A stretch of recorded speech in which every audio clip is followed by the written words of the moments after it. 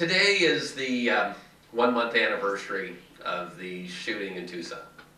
And a lot of other things have happened in the news since then, but obviously our hearts and our prayers continue to go out to the families of those who are still recovering, and including the Congresswoman, and to the families of the six that died.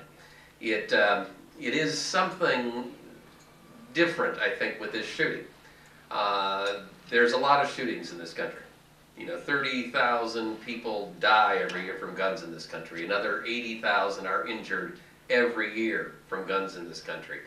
And yet as a country, we seem to do nothing about it. And that's very frustrating for me and for my organization, and I think for a lot of families of victims around the country who realize that we have a problem in the United States, and oftentimes we ignore it. We pretend it doesn't exist.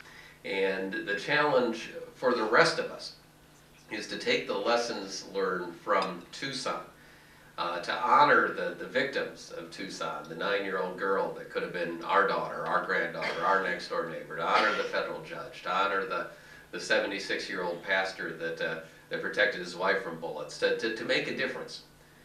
So let me talk about the 3 myths surrounding gun control in this country, and then talk about what we can do about it. Myth number 1.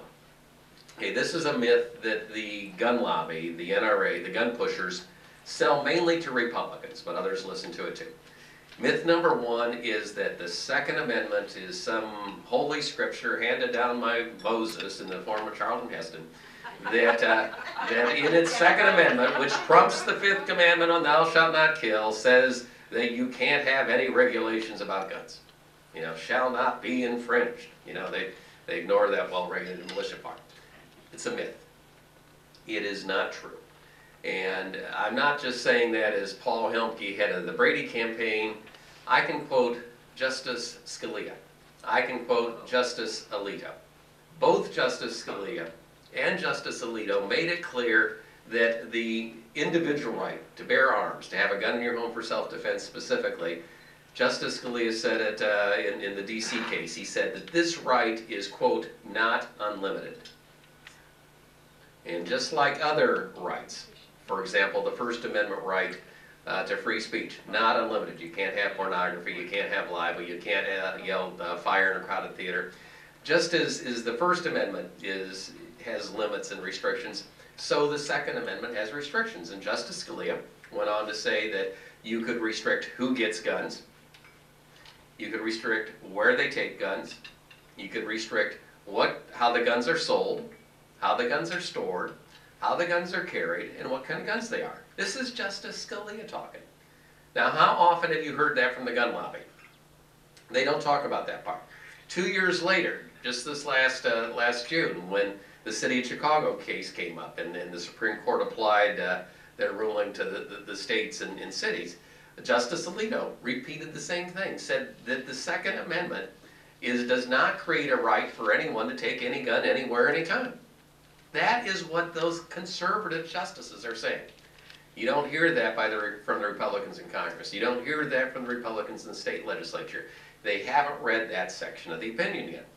And that's because the NRA has pushed this myth that you can't have limits on the Second Amendment. You can have limits. The NRA instead wants to push their vision of a world where anyone takes basically any gun anywhere all the time. And they think we would all be safer. They think that if you go to a Redskins game, if everyone had a gun, you would be safer. I don't think so. They think that if you're in a bar, you'd be safer if everyone had a gun. Don't think so. This is the vision that they are propounding. More guns, more places, more of the time. Because in their vision of society, that, guns in national parks, guns in schools, guns on Amtrak, even some argue that we should all carry guns on airplanes. Because if we carry guns on airplanes, then the terrorists wouldn't bother to try to blow us up, take the plane down. This is how crazy it's gotten. This is their vision.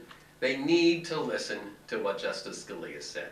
This right is not unlimited. So that's the myth we need to deal with. And by the way, most of the gun owners in this country. Most of the NRA members in this country actually believe what we believe on these things. You know, when we've done polling that looks at specific questions, should we have background checks on all sales? 70–75% of gun owners, as well as 85% of Americans, agree with it. Should terrorists, people on the terrorist watch list, be allowed to buy guns, or should that be something we can reject them on? You can be on the terrorist watch list and buy a gun. They agree that that's something that should be restricted. You know, but the NRA bosses, the lobbyists that they've got here, don't agree with that position.